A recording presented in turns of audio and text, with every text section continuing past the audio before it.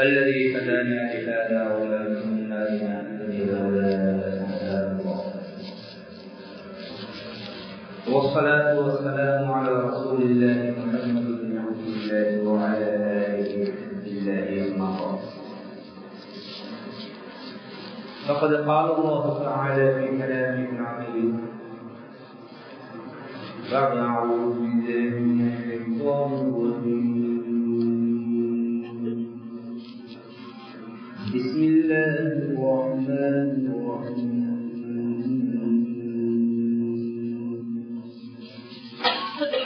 يا أيها الذين آمنوا اتقوا الله ولتنظر نفس ما قدمت لغد واتقوا الله إن الله خبير بما تعملون. صدق الله العظيم. நிறைவுடைய வாழ்வழிக்கு நெடுநிலத்தை காக்கவல்ல மறைவெளித்த இறைவனுக்கே மாபெரும் புகழ் அனைக்கும் அவனையே போற்றுகின்றேன் புகழ்கின்றேன் அழைக்கின்றார். சத்தியத்தின் தூதர் சன்மார்க்கத்தின் போதகர் சாந்தி மார்க்கம் ஏந்தி வந்த ஸல்லல்லாஹு அலைஹி வஸல்லம் அவர்கள் மீதும் சன்மார்க்கத்தின் சாம்ராஜ்யத்தை கட்டியிருப்பதற்காக வேண்டி தங்களின் உயிர்களை எல்லாம் கற்கதாக பாவித்த அவர்களுடைய உத்தம தோழர்களாகிய சஹாபாக்கள், அவர்களுக்கு இருந்த தாபிஊன்கள், கியாமத்துடைய நாள் வரும் வரைக்கும் யாரெல்லாம் உத்தம நபி ஸல்லல்லாஹு அலைஹி வஸல்லம் அவர்கள் கொண்டு வந்த உன்னதமான தீனை அதன் உண்மையான வழிகளை பின்பற்றி வாழ்வார்களோ அத்துடைய நல்லவர்கள் மீதும் அல்லாஹ் சுப்ஹானஹு வ தஆலாவுடைய சாந்தியும் சமாதானமும் என்றென்றும் உண்டாவதாக.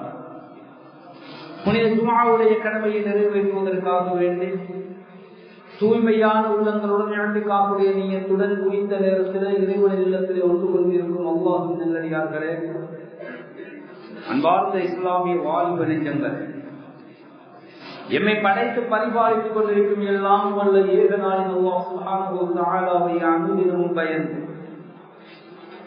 விசேடமாக நாம் தனிமையில் இருக்கின்ற சந்தர்ப்பங்களிலும் அல்லாஹ் சுப்ஹானஹு வ தஆலாவை அஞ்சி பயந்து பணிந்து தக்வாவை கடைபிடித்து நடந்து கொள்ளுமாறு முதற்க நடிகர்களுக்கும் அப்பால் உங்களுக்கும் அந்த தக்வாவை கொண்டு வன்மையாக வசியத்து செய்கிறேன்.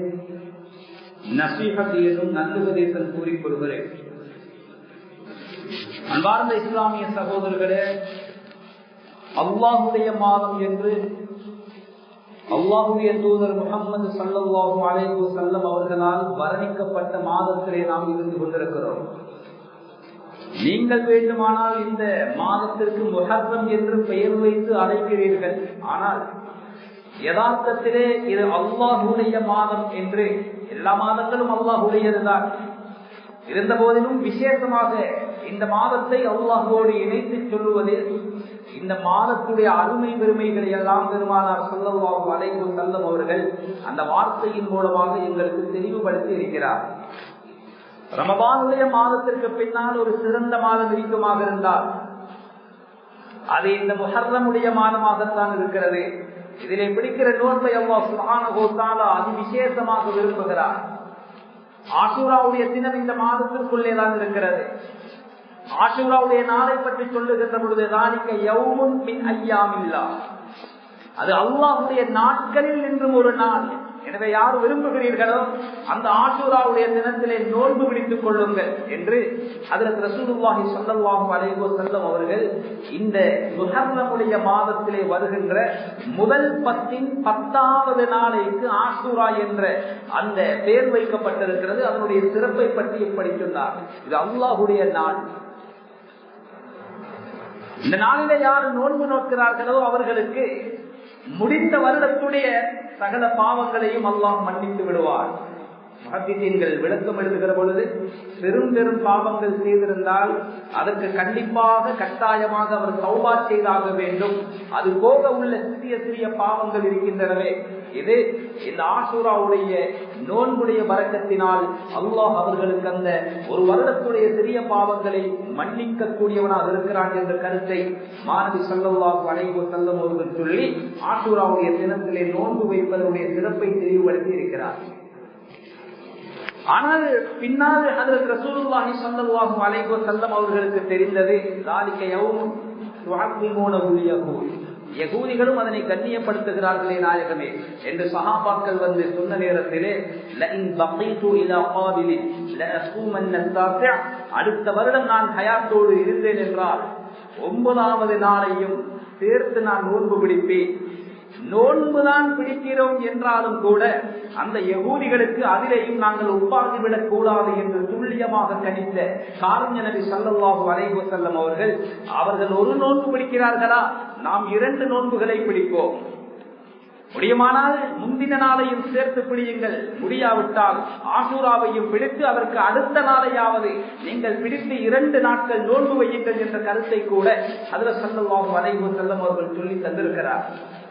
ஆஷூராவுடைய தினத்திலே நாம் ஏன் நோன்பு நோக்கிறோம்? எல்லோருக்கும் தெரிந்த விடயம், ஞாபகம் ஊட்டுவதற்காக வேண்டி சுருக்கமாக சொல்லுகிறேன். அந்த நாள் தான் என்று இது உலகத்தையே படைத்து பரிபாலிக்கின்ற மிகப்பெரிய ரப்பு நான் தான் என்று கம்பத்தம் அளித்த அந்த பிராவுனை நாசமாக்கிய நாள், பாப்பிலை அழித்து துவம்சம் செய்த நாள், அதே எந்த கடலிலே அவன் மூழ்கடிக்கப்பட்டு அழிக்கப்பட்டானோ அதே தண்ணீரிலே மூசா அலைஹிஸ்ஸலாத்து வஸ்ஸலாம் அவர்களை ஈமான் கொண்ட முஸ்லிம்களும் பாதுகாக்கப்பட்ட நாள். எனவேதான் அதற்கு நன்றி செலுத்தும் முகமாக அந்த நாளிலே நோன்பு நோன்றார்கள் நாயகம் ஸல்லல்லாஹு அலைஹி வஸல்லம்.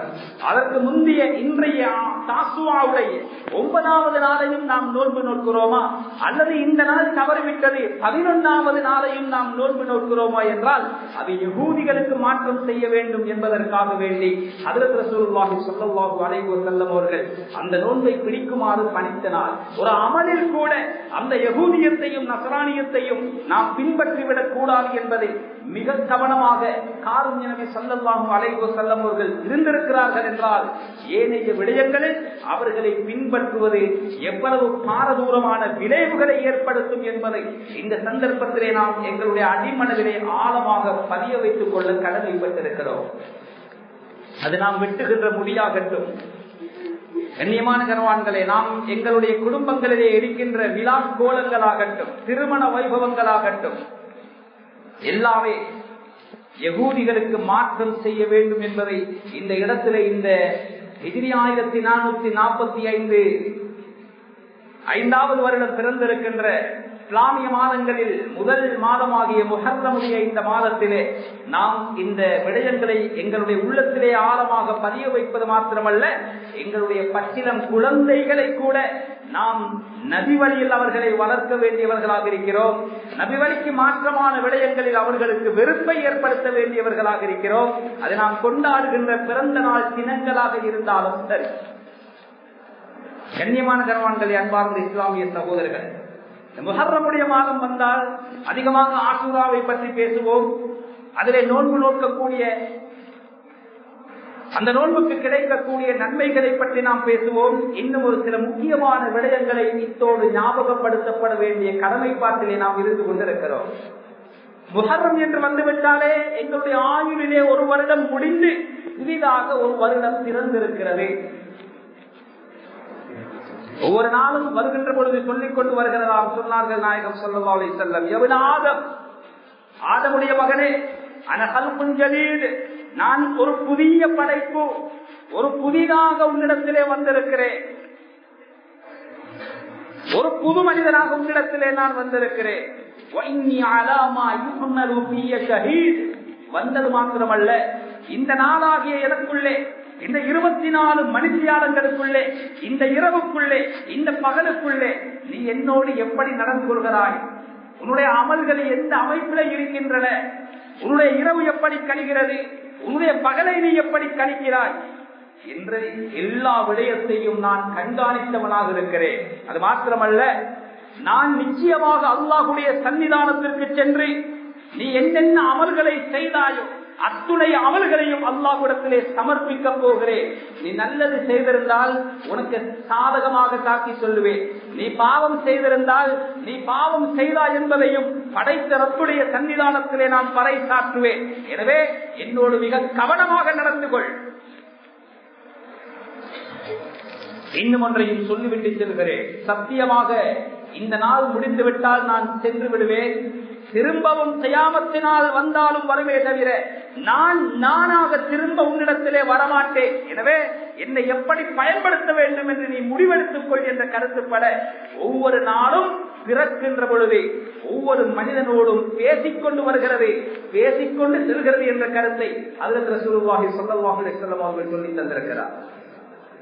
நேற்றைய இரவு நாம் எப்படி நடந்து கொண்டோம், இன்று காலையிலே நாம் எப்படி நடந்து கொண்டோம், இன்று மக்ரிபாகும் வரைக்கும் நான் எப்படி நடக்கப் போகிறோம், நோன்பு பிடித்தவர்களாக இருக்கிறோமா, இந்த நோன்பை பிடித்தான் என்று எங்களுடைய தகப்பனுடைய பெயரை சொல்லி எங்களுடைய பெயரை பிரஸ்தாபித்து இந்த நாள் அல்லாஹ்விடத்திலே சாதகமாக தாக்கி சொல்லும்.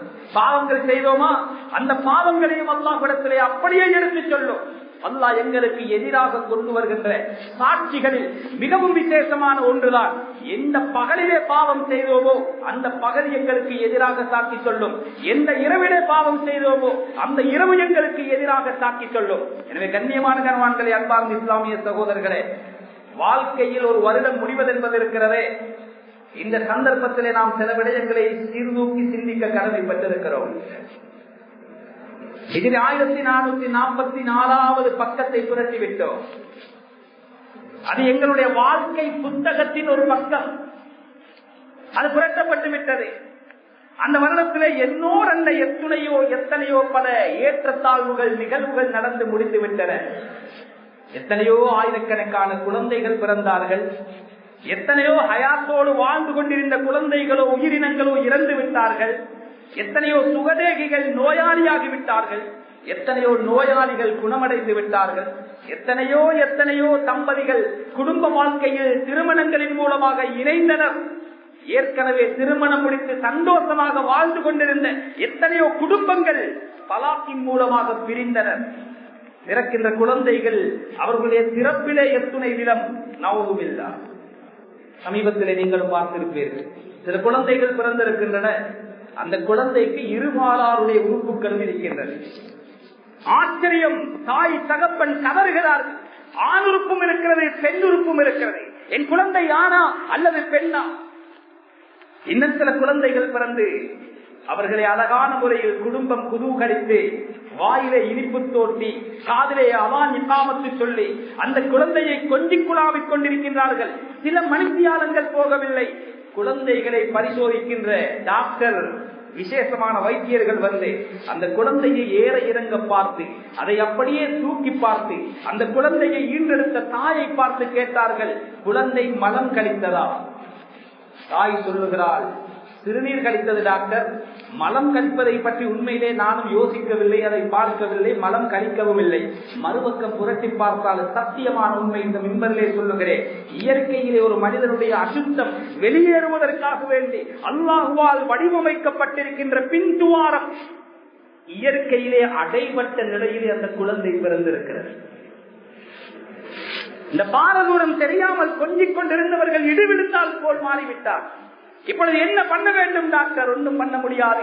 சொப்புளுக்கு கீழால் ஒரு அரை இஞ்சி ஒரு பட்ட பொருத்தப்பட்டு செயற்கையிலே அந்த குழந்தையுடைய நஜீஸ் வயிற்றால் வெளியேற்றப்படுகின்ற ஆபரேஷன் நடக்கிறது என்றால், கண்ணியமான கர்வான்களே, அன்பார்ந்த இஸ்லாமிய சகோதரர்கள், எத்தனையோ பேர் தன்னுடைய சொந்த கால்களின் மூலம் நடந்து கொண்டிருந்தார்கள். ஆனால் இன்று அந்த கால்கள் துண்டிக்கப்பட்ட நிலையிலே வைத்தியசாலையிலே அனுமதிக்கப்பட்டிருக்கிறார்.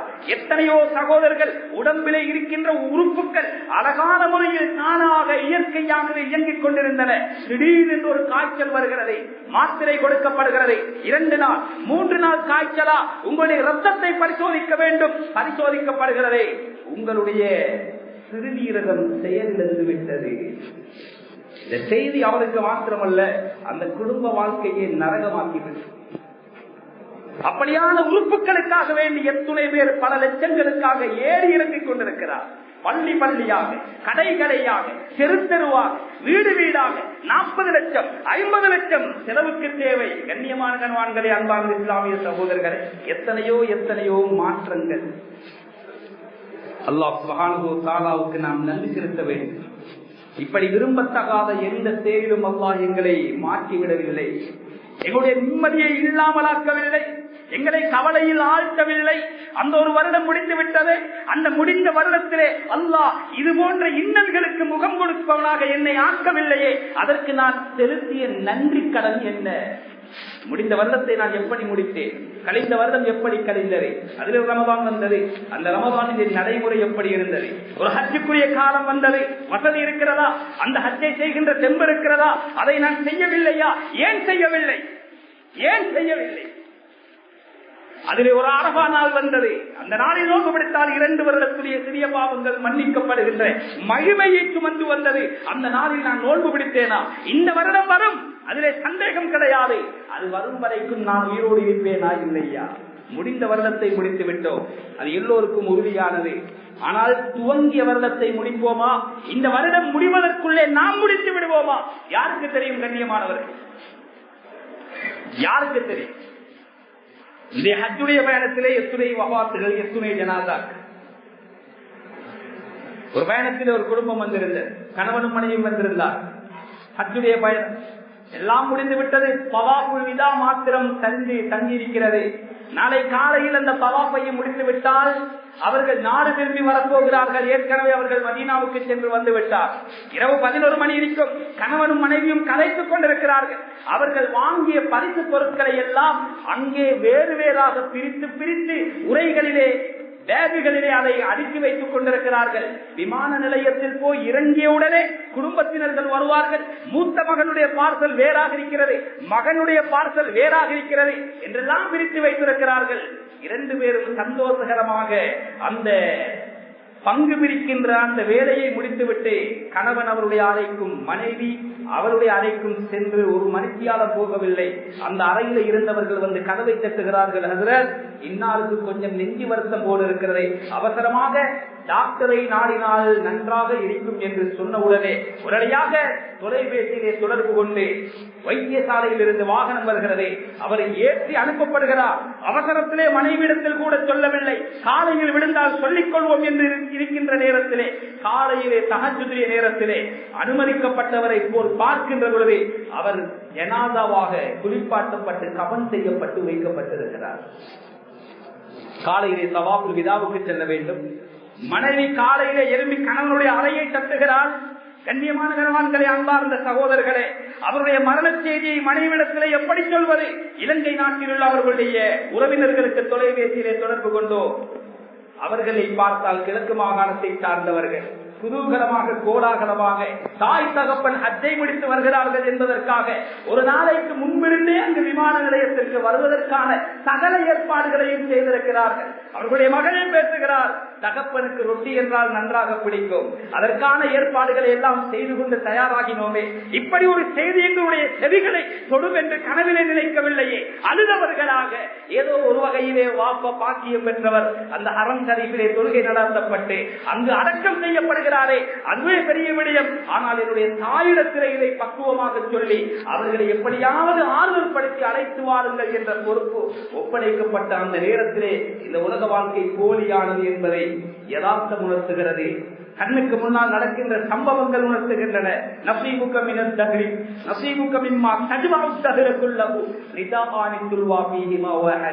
ஒரு அரபி புலவர் சொல்கிறாரே, இந்த உலக வாழ்க்கை போலியானது, இது நிரந்தரமானதல்ல, இது ஏமாற்றக்கூடியது.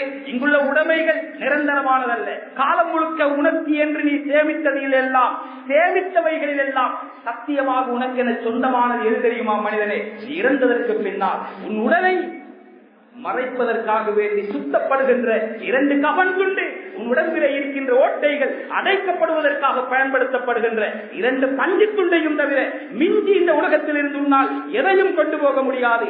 இந்த உறவும் நிரந்தரமானதல்ல. கண்ணியமான கணவான்கள், இதைத்தான் ஸல்லல்லாஹு அலைஹி வஸல்லம் அவர்கள் சொன்னார். இன்பங்களை எல்லாம் ஒரே அடியாக தவிடுபொடியாக்குகின்ற மரணத்தை நீங்கள் அதிகமாக ஞாபகப்படுத்திக் கொள்ளுங்கள். அந்த குடும்பம் ஹஜ்ஜுக்கு தயாராகி வருகின்ற பொழுது அந்த குடும்பத்திலே எத்துணை சந்தோஷங்கள் களை கட்டி பெற்றவர்களை வரவேற்க காத்திருக்கின்ற அந்த நாள் குடும்பத்திலே எத்தனையோ அசையக்காவுடைய நிகழ்வுகள், நிக்காவுடைய, வலிமாவுடைய கொண்டாட்டங்கள், களியாட்டங்கள், எல்லோருடைய முகத்திலும் சிரிப்பு, சிறு குழந்தை தொடக்க வயது முதிர்ந்தவர்கள் வரைக்கும் எத்தனையோ எத்தனையோ சந்தோஷங்களை கொண்டாடுகின்ற அந்த வீட்டிலே பாருங்கள், திடீரென்று ஒரு நிகழ்வு நடக்கும், அது மரணம். அது வந்துவிட்டால் அவ்வளவு காலம் சிரித்த சிரிப்பெல்லாம் மாயமாய் மறைந்துவிடும். சிரித்தவர்களுடைய முகங்களில் எல்லாம் அழுகை அப்படியே மிகைத்துவிடும். இதைத்தான் ஹஜ்ரத் ஸல்லல்லாஹு அலைஹி வஸல்லம், இந்த உலகம் போலியானது, ஹலாலான முறையில் எல்லாவற்றையும் அனுபவித்துக் கொள்ளுங்கள். சத்தியமாக ஒரு நாள் இந்த உலகத்தை விட்டு நீங்கள் இறந்தே தீர வேண்டும். அந்த நாள் வருவதற்குள்ளே அந்த நாளைக்கான தயாரிப்பில் ஈடுபடுங்கள். முடிந்த வருடத்தை மாத்திரமல்ல, எங்களுடைய வாழ்க்கையில் எத்துணை முஹர்ரம்களுக்கு நாம் முகம் கொடுத்திருப்போம். அதிலே எந்த முஹர்ரம் என் வாழ்க்கையின் இறுதி முகர்ரமாக இருக்குமோ என்று யோசித்ததுண்டா? கபருக்கு போனால் இப்படி முஹர்ரம் எல்லாம் கிடையாது. இரவும் பகலும் அவர்களுக்கு சமமானதே. அவர்களுக்கு காலம், இரவு, பகல் என்ற வித்தியாசம், வேறுபாடு, பாகுபாடு எதுவுமே கிடையாது. இருக்கென்றால் இருட்டேதான், நெருக்கடி என்றால் நெருக்கடியேதான். உண்மையான புத்திசாலியாரு தெரியுமா?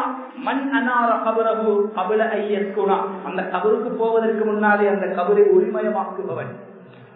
எங்களுடைய மௌத்துக்கு பின்னால் உள்ள வாழ்க்கையை ஒளிமயமாக்குவதற்காக வேண்டி முடிந்த வருடத்திலே நாம் என்ன செய்தோம்? நன்மை செய்திருக்கிறோமா? அல்லாஹ்வை புகழ கடமைப்பட்டிருக்கிறோம்.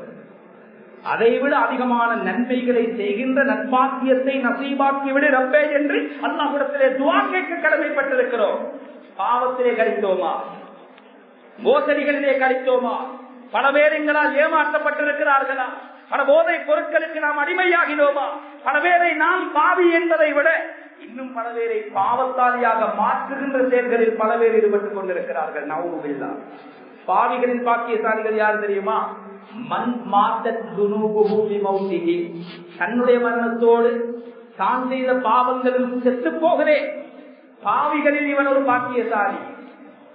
உன்னால ஒரு சதகத்தும் ஜாரியாவை இந்த மண்ணிலே உருவாக்கிவிட்டு போக முடியாவிட்டாலும் பரவாயில்லை மனிதா, ஒரு ரம்புன் ஜாரியை இந்த உலகத்திலே விட்டு செல்லாத அளவுக்கு உன்னுடைய வாழ்க்கையை பாதுகாத்துக் கொள் என்று ஒரு இஸ்லாமிய அறிஞர் ஒரு இடத்திலே எழுதி வைத்திருக்கிறார். உங்களுக்கு புரிந்திருக்கும் என்று நினைக்கிறேன். நாம் ஒரு ஹராமான பார்வையை பார்க்கிறோமா?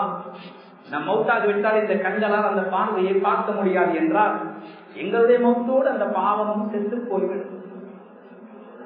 எங்களுடைய மௌத்தோடு அந்த பாவமும் செத்து போய்விடும். ஆனால் ஒரு மனிதனை ஒரு போதை பாவனைக்கு அடிமையாக்கி விடுகிறோம். குடும்பத்திலே தலை சிறந்த பணம் நிறைந்த செல்வ செழிப்பிலே வாழுகின்ற வாலிபர்களை பிடித்து அவர்களுக்கு அந்த போதை பாவனையை இலவசமாக கொடுத்து அவனையும் ஒரு பாவத்தாரியாக மாற்றினால் பணம் கடக்கலாம், என்னுடைய வியாபாரத்தை ஜாம் ஜாம் என்று நிறைவேற்றலாம் என்று அப்பாவி வாலிபர்களை ஒரு பாவத்திற்காக பழக்கி விடுகிறோம். அவன் பழகிவிட்டான், நாம் மௌத்தாகிவிட்டோம். ஆனால் அந்த பாவத்திற்கு எங்களால் பழக்கப்பட்டவனுக்கு அந்த பாவத்தை விட்டுக் கொள்ள முடிவதில்லை. நிலைமை எந்த அளவுக்கு விபரீதமாக மாறுகிறது என்றால், ஒரு தாய் பத்துவா கேட்டு அனுப்பியிருக்கிறார். தன்னுடைய 22 வயது மகனை அவன் சாப்பிடுகின்ற சாப்பாட்டிலே ஏதாவது விஷம் வைத்து கொள்ளுவதற்கு அனுமதி இருக்கிறதா? வந்தவர் அமர்ந்து நேரடியாக எம்மிடத்திலே இந்த பத்துவாவை கேட்கிறார். ஒரு தாய் அவள் பெற்ற அந்த அதிகாரத்திலே, அந்த உரிமையிலே பெற்ற மகனை கொலை செய்வதற்கு துடிக்கிறார், தவிக்கிறார். அவனுக்கு சாப்பாடு கொடுக்கின்ற அந்த பிளேட்டிலே ஒரு துளி விஷத்தை கலந்து அவன் உயிருக்கு உணை வைத்தால் நான் அல்லாஹ்விடத்திலே குற்றம் பிடிக்கப்படுவேனா? தாயை, ஏன் இந்த அளவு விபரீதமான வில்லங்கமான சிந்தனை உங்களுக்கு வந்திருக்கிறது என்று கேட்டால், போதை பாவனைக்கு அடிமையாகிய மகன் ஒரு விலை மாறுவோடு நடந்து கொள்ளும் அமைப்பிலே பெற்ற தாயோடு நடந்து கொள்ள துணிந்திருக்கிறான். நான் கேட்கிறேன், இந்த நிலைமைக்கு இவனை ஆளாக்கியவன் கபருக்குள்ளே இருந்தால் இவ்வளவு ஒரு பாரதூரமான ஒரு பாவியை உருவாக்கிவிட்டு வந்த பாவம் அவனை சும்மா விடுமா? நீ செத்தாலும் உன்னுடைய பாவம் இந்த மண்ணுக்கு மேலால் வாழுகின்ற அமைப்புக்கு நீ இந்த உலகத்திலே வாழ்ந்து விட்டு போகாது என்று இதற்காகத்தான் சொல்லப்படுகிறது. முடிந்த வருடத்தை எப்படி கழித்தோம்? ஆசுராவுடைய தினத்திலே அல்லாஹ் மனிதர்களுடைய பாவங்களை மன்னிக்கிறான் அல்லவா? அந்த நோன்புடைய வரக்கத்தினால் ஒரு நாள் 2 நாள் பாவம் அல்ல, ஒரு வருடத்துடைய பாவத்தை மன்னிக்கிறான் என்றால் பாவங்கள் அந்த நாளில் கூட மன்னிக்கப்படாத கயவர்கள் துர்பாக்கியசாலிகள் இருக்கிறார். யார் தெரியுமா? போதைக்கு அடிமையானவர்கள். யார் உங்களுக்கு மத்தியிலே போதை பாவனையோடு தொடர்பு வைத்திருக்கிறார்களோ அவர்கள் நோய்வாய்ப்பட்டால் இமாம் புகாரி ரஹ்மத்துல்லாஹி அலைஹி அவர்கள் எழுதுகிறார்கள், இப்னு உமர் ரலியல்லாஹு தஆலா அன்ஹு அவர்கள் சொல்லுகிறார்கள், வலா தஊது மர்வா, அவர்களுடைய நோயாளிகளை நீங்கள் நோய் விசாரிக்கவும் செல்லக்கூடாது. ஒரு காபீர் நோய்வாய்ப்பட்டிருக்கிறானா, ஸல்லல்லாஹு அலைஹி வஸல்லம் அவர்களை நோய் விசாரிக்க சென்றிருக்கிறார். மௌத்துடைய சந்தர்ப்பத்திலேயாவது அவனுக்கு கலிமாவை சொல்லிக் கொடுப்போம் என்று அவர்கள் கங்கணம் கட்டி இருக்கிறார்கள். ஆனால் ஒரு நோயாளியாக இருக்கிறார், அவன் முஸ்லீமாக இருந்து ஒரு போதைக்கு அடிமையானவனாக இருக்கிறான் என்றால் அவனை நலன் விசாரிக்க செல்லுவது ஹராம். அது மாத்திரமல்ல, வலா துஸல்லிமு அலைஹி, அவர்களை முன்னால் கண்டால் அவர்களுக்கு சலாம் கூட உரைத்து விடாதீர்கள். எவ்வளவு மோசமான மக்களாக இருக்கு. காரணம் என்ன தெரியுமா? யார் மதுவோடு சம்பந்தப்பட்டிருக்கிறார்களோ, போதையோடு சம்பந்தப்பட்டிருக்கிறார்களோ, அதனுடைய பெயர்களை நான் இங்கு சொல்லி அதை விளம்பரப்படுத்தவில்லை, எல்லோரும் அதை தெரிந்து வைத்திருக்கிறீர்கள். இந்த நாட்டை சேர்ந்த வாலிபர்கள் அதிகமானவர்கள் அந்த பாவத்திலே வித்தியாசம் இல்லாமல் பெண்களும் கூட சம்பந்தப்பட்டிருக்கிறார். யார் இந்த பாவனைகளோடு சம்பந்தப்பட்டிருக்கிறார்களோ, போதை வசதி எதுவாக இருந்தாலும் சரி, அவர்களை அல்லாஹ் தவித்திருக்கிறார். நாசமா போவானாக என்று அல்லாஹ்வால் தவிக்கப்பட்டவர்களுக்கு அல்லாஹுடைய சாந்தி மீது உண்டாகட்டும் என்று அல்லாஹுடைய சாபத்தை மிஞ்சி எங்களால் துஆ செய்ய முடியுமா? இதுவேதான் ஸல்லல்லாஹு அலைஹி வஸல்லம் அவர்கள் சொல்லியிருக்கிறார்கள், அவர்களுக்கு சலாம் கூட சொல்லிவிடாதே. இந்த அற்புதமான அரியவரிய நாளில் அவர்களுடைய பாவ மன்னிப்பே இல்லாமல் மிகப்பெரிய ஒரு துப்பாக்கியசாலிகளாக மாறிவிடுகிறார்கள். இப்படி எத்தனையோ முஹர்ரம்களை கழித்து விட்டார்கள். கண்ணியமானவர்களே, நீங்கள் அதிகமாக இந்த காலத்திலே உங்களுடைய செவிகளை தொடுகின்ற மரணங்களை கூட்டி கழித்து கணக்கு போட்டு பார்த்தால் இளம் வயதினர்கள் தான் அதிகமாக மரணித்துக் கொண்டிருக்கிறார்கள். புத்திசாலியால் மௌத்துக்கு பின்னால் நாம் ஒதுங்குகின்ற கவலை ஒளிமயமாக்க வேண்டியவர். இன்னும் இந்த அரியவரிய நாளிலே பாவங்கள் மன்னிக்கப்படாத நிலைமையிலே இருக்கக்கூடிய மிக முக்கியமானவர்கள் யார் தெரியுமா? உறவு முறைகளை பகைத்துக் கொண்டு இந்த உலகத்திலே வாழ்பவர். சின்ன சின்ன சில்லறை காரணங்களுக்காக சொந்த தம்பியோடு பேசாமல் இருக்கிறார். சின்ன சின்ன சில்லறை காரணங்களுக்காக பெற்ற தாயோடு பகை பாராட்டிக் கொண்டிருக்கிறார். ஆடையிலே அழுக்கப்பட்டால் அதை துவைப்பதற்கு சோப்பு இருக்கிறது. டைல்ஸிலே அழுக்கப்பட்டால் அதை துப்புரவு பண்ண டைல் வாஷ் இருக்கிறது. எங்கள் பாத்திரங்கள் கொழுப்படைந்திருக்கிறதா, அழுக்கடைந்திருக்கிறதா, அதை துப்புரவு செய்வதற்கான டிஷ் வாஷ் இருக்கிறது. இன்னும் இது போன்ற அசுத்தங்களை துப்புரவு செய்வதற்கான பல சாதனங்களை எல்லாம் இந்த உலகத்திலே வைத்திருப்பது மாதிரியே நாம் பாவம் செய்து விட்டோமா, எங்கள் பாவத்தை கழுவுவதற்கான மிகப்பெரிய கருவியாக அல்லாஹ் தௌபாவை தந்திருக்கிறார். நவுபில் அல்லாஹ் பாதுகாக்க வேண்டும். கண்ணியமானவர்களே, யார் இந்த உலகத்திலே உறவுகளை பகைத்துக் கொண்டு வாழ்கிறார்களோ இவர்களுடைய தௌபாவையே அது டெமேஜ் ஆக்கிவிடும். இவர் செய்த பாவத்திற்கு மன்னிப்பு கேட்கின்ற அந்த வாசலையே அது மூடிவிடும்.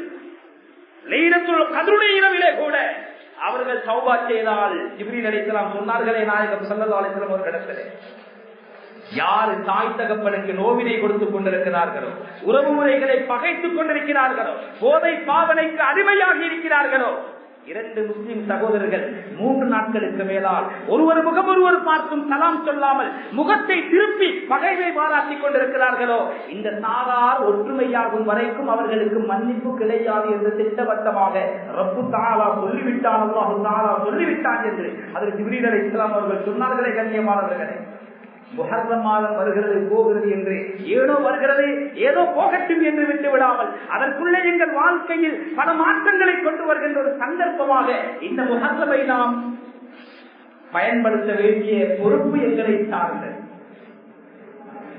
கண்ணியமான கண்வான்களே, அன்பார்ந்த இஸ்லாமிய சகோதரர்களே, முஹர்ரமுடைய மாதம் வந்துவிட்டாலே எங்களுக்கு தெரியும், ஹிஜ்ரி புதிய வருடம். ஹிஜ்ரி வருடம் என்றால் என்ன? ஹிஜ்ரி 1445 என்று சொல்லுகிறோமே, ஏழைய ஆங்கில கணக்கு என்று சொல்லி ஒன்றை 2023 என்று சொல்லுகிறோமே, இது எங்கிருந்து ஆரம்பித்தது, ஏன் ஆரம்பிக்கப்பட்டிருக்கிறது? இந்த விடயத்தையும் நாம் இந்த சந்தர்ப்பத்திலே உறவு தெரிந்து வைத்திருக்க வேண்டும்.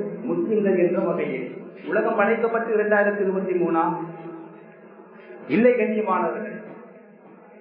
ஈசா அலைஹிஸ்ஸலாத்து வஸ்ஸலாம் அவர்களுடைய பிறப்பை மையப்படுத்தி கிறிஸ்துவர்களால் உருவாக்கப்பட்ட ஒரு சரித்திரத்தை மையமாக வைத்து உருவாக்கப்பட்ட ஒரு தேதிதான் 2023 கிறிஸ்துவுக்கு என்று சொல்லுவோம். ஈசா அலைஹிஸ்ஸலாம் அவர்களுடைய பிறப்புக்கு முன்னால் நடந்த பிரபலியமான சம்பவங்களை கிறிஸ்துவுக்கு முன் என்று சொல்லுவார். காலங்கள் உருண்டோடி முஹம்மது ஸல்லல்லாஹு அலைஹி வஸல்லம் இந்த மண்ணுக்கு மேலால் நபியாக வந்து மக்காவிலே பிறந்து 13 வருடங்கள் கழித்து மதீனாவுக்கு சென்று 10 வருடங்களுக்கு பின்னால் மரணித்த பிறகு அவர்கள் அபூபக்கர் சித்திக் ரலியல்லாஹு அவர்களுடைய ஆட்சி முடிந்து உமர் இப்னு கத்தாப் ரலியல்லாஹு அவர்களுடைய ஆட்சி மலர்ந்த நேரத்திலேதான் அவர்கள் இதை சிந்திக்கிறார். ஏன் கிறிஸ்துவர்களை இந்த இடத்திலே நாம் பின்பற்ற வேண்டும்? இந்த உலகத்துடைய தலையெழுத்தையே மாற்ற பிறந்தவர்கள் மாணவி ஸல்லல்லாஹு அலைஹி வஸல்லம் அவர்களுடைய வருகை என்பது கியாமத்துடைய அடையாளங்களில் மிக முக்கியமான அடையாளங்களில் ஒன்று. எனவே எங்களுடைய சரித்திர குறிப்புகளை, வரலாற்று குறிப்புகளை நாம் ஞாபகப்படுத்த எங்களுடைய நபியுடைய காலத்திலே நடந்த ஒரு புனிதமான நிகழ்வை மையமாக வைத்து அதிலிருந்து அந்த தேதி ஆரம்பித்தால் நன்றாக இருக்கும் அல்லவா? எதிலிருந்து ஆரம்பிப்பது? சில பேர் சொன்னார்கள் நபியுடைய பிறப்பை பார்த்து அதிலிருந்து முஹம்மதுடைய பிறப்புக்கு பின்னால் என்று சொல்லுவோமே, கூடாது. நசராணிகள் ஈசா அலைஹிஸ்ஸலாம் அவர்களுடைய பிறப்பை தான் மையமாக வைத்திருக்கிறார். அதை நாம் பின்பற்றக்கூடாது.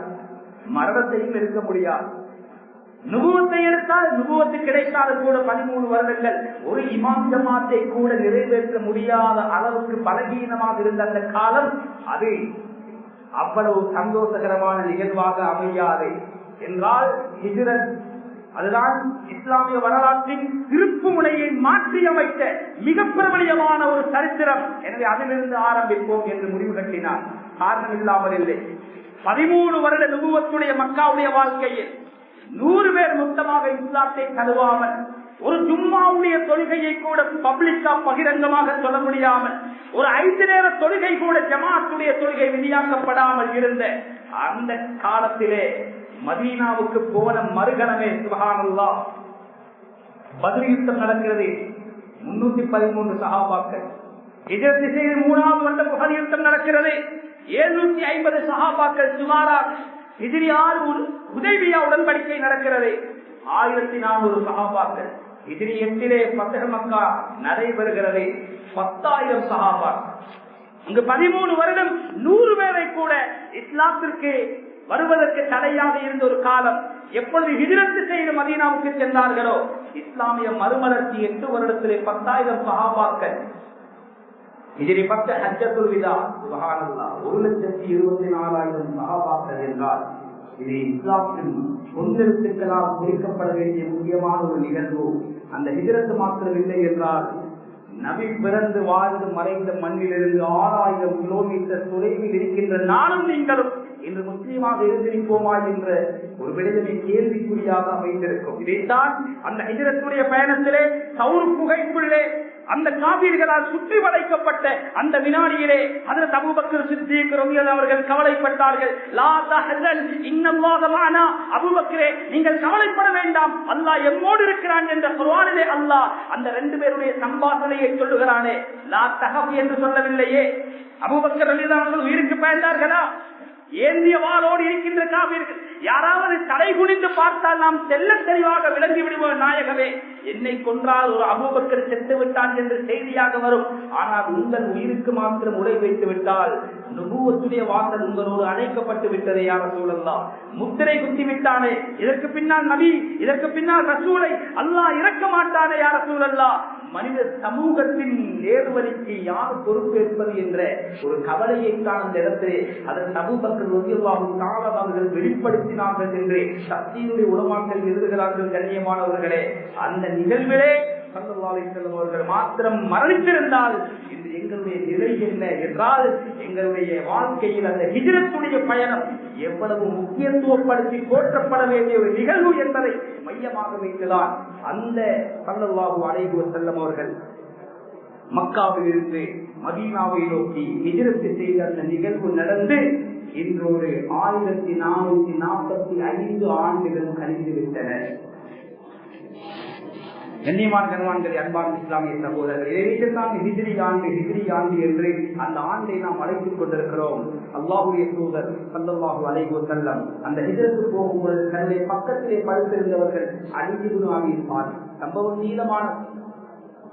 அவர்களை அழைத்துச் செல்லவில்லை. 3 நாட்களுக்கு பின்னால் என்னோடு வந்து சேர வேண்டும் என்று அவர்களுக்கு சொல்லிவிட்டு ஏன் போனார்கள் என்றால், என்னை தேடி வருபவர்கள் கோபக்காரர்கள் உருவிய வாளோடு நான் இல்லாத இடத்துல இருக்கின்ற அலியை பார்த்தால் அவர்களுடைய கோபத்தை கூட சில பொழுது கட்டுப்படுத்த முடியாமல் கண்டந்துண்டமாக வெட்டி விடுவார்களோ என்றும் பயந்தும் கூட அந்த சகோதரன் சாச்சாவுடைய மகன் அலி ரலியல்லாஹு அவர்களை ஏன் வைத்தார்கள் என்றால், அவருடைய கையிலே சில அமானித பொருட்கள் இருந்தன. அதை ஒப்படைத்து விட்டு வந்து சேருமாறு அவர்கள் சொல்லி வைத்திருக்கிறார்கள் என்றால், அந்த கட்டத்திலும் அமானிதங்களோடு ஸல்லல்லாஹு அலைஹி வஸல்லம் அவர்கள் எப்படி எங்களுக்கு நடந்து காட்டி இருக்கிறார்கள் என்ற வாழ்க்கை பாடம் அல்லவாய். அபூபக்கர் சித்திக் ரலியல்லாஹு அன்ஹு பாரு 2 குமர் வீட்டுக்குள்ளே 2 பொன் பிள்ளை, ஒரு அஸ்மா ரலியல்லாஹு அன்ஹா, அடுத்தது சின்ன பிள்ளை ஆயிஷா ரலியல்லாஹு அன்ஹா. முஹம்மதோடு ஸல்லல்லாஹு அலைஹி வஸல்லம் இந்த அபூபக்கரும் சென்றிருப்பார் என்று அடுத்த நடவடிக்கை அபூஜஹல் என் வீட்டை தேடித்தான் வருவான் என்று தெரிந்திருந்தும் என்னை காணாவிட்டால் என்னுடைய பெண் பிள்ளைகளை என்ன பாடுபடுத்துவானோ என்ற பயம் ஒரு தந்தை என்ற இடத்துல இருந்து அவர்களுக்கு வந்திருக்காதா என்ன?